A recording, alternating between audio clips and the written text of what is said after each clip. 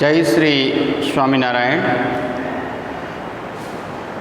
Standard 7 social science,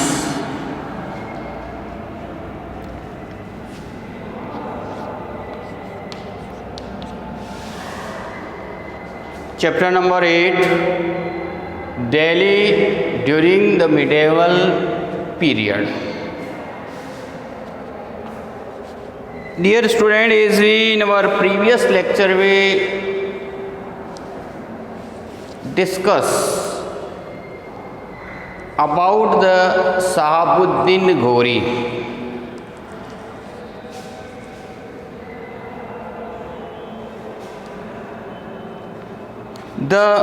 After when the Prithviraj Chauhan lost and Ghori established their rule। जैसा मैंने आपको पहले वाले चैप्टर्स के अंदर आपको बताया था, पृथ्वीराज चौहान हार गया। विद्यार्थी मित्रों, एक बराबर से ध्यान रखना, हमारी कई बुक्स ये बताती है कि शहाबुद्दीन घोरी जो था वो वापस गंज चला गया था और अपने साथ पृथ्वीराज चौहान को वहाँ ले गया और उसकी आंखें फोड़ करके वहाँ उसको कैद कर रखा था। कुछ इतिहास की बुक में इस तरह का वर्णन मिलता है। According to our one syllabus, हमारे यहाँ के सिलेबस के अकॉर्डिंग जो बता रखा है उसमें घोरी ने यहाँ स्टेब्लिशमेंट स्टार्ट किया दिल्ली सल्तनत। तो the Delhi Sultanate was founded in the beginning of 13th century. Delhi सल्तनत जो था वो 13वीं शताब्दी मतलब 1206 के अंदर आफ्टर द डेथ ऑफ घोरी की डेथ के बाद one of his loyal slave became commander and establish control over the throne of Delhi. अब मैंने जैसा आपको बताया कि घोरी यहाँ उसी का जो चीफ कमांडर था कुतुबुद्दीन ऐबक, उसको छोड़ के गया था। कई इतिहास की बुक में इस तरह का वर्णन मिलता है। अब यहाँ क्या गया कि आफ्टर डेथ दिल्ली के ऊपर कुतुबुद्दीन ऐबक ने राज्य स्थापित किया। As according to work syllabus हम लोग चल रहे हैं। तो उसका जो लॉयल स्लेव दास था Qutbuddin Aibak establish the control over the throne of Delhi, Delhi के थ्रोन पर उसने कब्जा जमा दिया। Thus the slave dynasty started ruling over the Delhi। अब ये जो स्लेव डायनेस्टी की शुरुआत यहाँ से हो गई।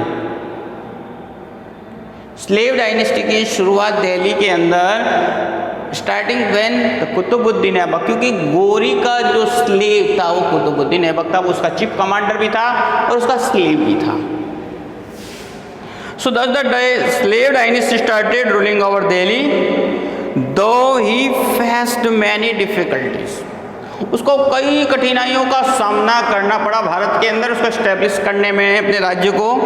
In the establishing is power in India, Bharat के अंदर अपने पावर को बढ़ाने के लिए उसे कई चुनौतियों का सामना करना पड़ा। He manage to provide stable administration, लेकिन यहाँ उसने स्टेबल स्थायी रूप से एड प्रशासन की व्यवस्था की। He had started construction of मीनार, उसने यहाँ मीनार बनाने का काम शुरू किया। अब देखिए उसकी डेथ के बाद कुतुबुद्दीन ऐबक ने कुतुब मीनार का निर्माण करवाया। उसने शुरुआत की थी लेकिन उसके बाद उसकी डेथ हो गई। उसकी डेथ के बाद उसका जो दास था Iltutmish, he was chief commander of Qutbuddin Aibak. Qutbuddin Aibak का कमांडर उसका स्लेव था। और उसका हीज सन इन लो, उसका दामाद था।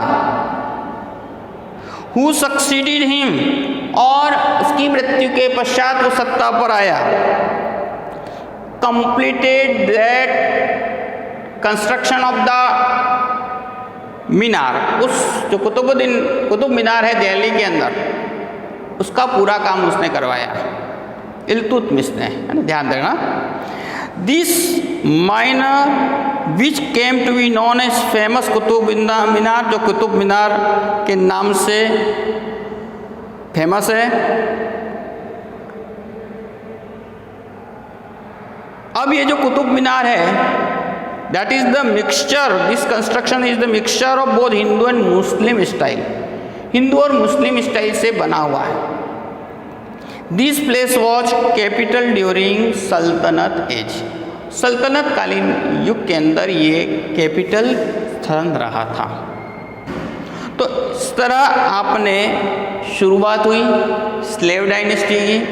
अब यहाँ जो Iltutmish was also slave in beginning, शुरुआती दौर में तो वो भी एक स्लेव था, है ना, इन the beginning he was a, लेकिन जब उसका दामाद बनाया होगा तो फिर उसको स्लेव नहीं रखा होगा, चीफ कमांडर जरूर बने हैं। He conquered many territories in India, उसने भारत के कई क्षेत्रों को जीता। And made them the part of Delhi Sultanate, और जीत करके उसने दिल्ली सल्तनत का भाग बना दिया।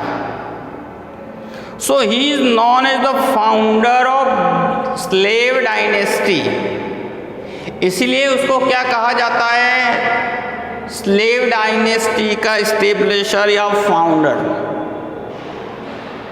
अब आपके मन में डियर स्टूडेंट क्वेश्चन पुटअप होता होगा कि शुरुआत जब कुतुबुद्दीन ऐबक ने की तो why is Iltutmish is called the founder of the slave dynasty, slave dynasty का वो फाउंडर कैसे कहा गया है? तो कहने के पीछे कारण ये था कि उसने दिल्ली तक किया और दिल्ली से आगे बढ़ने का काम इल्तुतमिश ने किया और बड़े साम्राज्य की स्थापना की। So he is known as the founder of slave dynasty. तो question, who is the called founder of the slave dynasty? तो इल्तुतमिश। Then after उसकी डेथ के बाद his daughter Razia Sultana ascended the throne after the death of in 1236 AD। Iltutmish की मृत्यु के पश्चात उसकी बेटी रजिया सुल्ताना ने दिल्ली की राजगद्दी पर बैठी पहली महिला, first lady who ascended the throne in Delhi. Razia was the first female ruler थी to rule over Delhi. Razia was an efficient ruler, एक कुशल राजनीतिज्ञ थी। Such used as dress according to heroism, historian to time of the, अब वो जो efficient थी, she use the dress as a male, और जो वो ड्रेस पहनती थी वो मेल की तरह पहनती थी। उसकी जो ड्रेस होती थी जैसे मेल पहनता है वो पहनती थी। when in the court, जब वो कोर्ट में होती थी, जब दरबार में होती थी तो उसकी जो ड्रेस होती थी वो मेल की तरह होती थी। अकॉर्डिंग टू हिस्टोरियन, जो यहाँ पे एक इतिहासकार ने मियाँ से सिराज, जिसने क्या लिखा है आपको बता दें कि Razia was a more capable and efficient ruler than her brothers. अपने भाइयों की तुलना में वो बहुत ही इफिशिएंट रूलर थी। However, being a woman, she was not expected as ruler. लेकिन वुमन होने की वजह से उसे एक्सपेक्ट नहीं किया गया। वो काफ़ी चतुर, चालाक, होशियार लेडी थी, लेकिन ड्यू टू फीमेल, महिला होने की वजह से अमीरों ने वहाँ के प्रशासनिक सेवा वालों ने इसे स्वीकार नहीं किया। तो किसने लिखा है? मिन्हाज-ए-सिराज, इतिहासकार ने। एक कोटेट क्या किया है वापस से मैं I am repeating here. Razia was a more capable and efficient ruler than her brothers. अपने भाइयों से भी काफ़ी कुशलता रखती थी। हाउएवर बीइंग ए वुमन, एक वुमन होने के नाते, she was not expected as a ruler, जिसको एक्सपेक्ट नहीं किया जाता था रूलर के रूप में। Amir umaraz dislike Razia as a ruler. अब देखो, रजिया को वहाँ के अमीर और जो उमराज थे, मौलवी थे, वे लोग राजा के रूप में उसे पसंद नहीं करते थे, रूलर के रूप में पसंद नहीं करते थे। Razia's rule came to an end due to the interference of amirs. अमीर जो थे, उन अमीरों की वजह से उन्होंने इंटरफियर किया, उसके राज्य के अंदर इंटरफियरिंग की, और इस इंटरफियरिंग की वजह से उसके राज्य का अंत हुआ, उसके शासन का अंत हुआ। उसके शासन का अंत हुआ किसकी वजह से? Due to the interference of amirs. अमीर के इंटरफियरेंस की वजह से क्या हुआ? तो ध्यान देना, उसके शासन का अंत हुआ। There was a complete disorder in सल्तनत for 6 years after her death। उसकी डेथ के बाद में 6 साल तक पूरा प्रशासन में भंग रह गया, डिसऑर्डर। एट लास्ट द अमीर इन थ्रोन नासिरुद्दीन। फिर अमीर लोगों ने क्या किया? Nasiruddin the son of Iltutmish के सन को थ्रोन करवाया, मतलब उसे गद्दी पर बैठाया। He ruled 421 years, और उसने 21 साल तक शासन किया। आप तो रजिया के 6 साल डेथ के बाद में संपूर्ण प्रशासन व्यवस्थाएं बदल गई।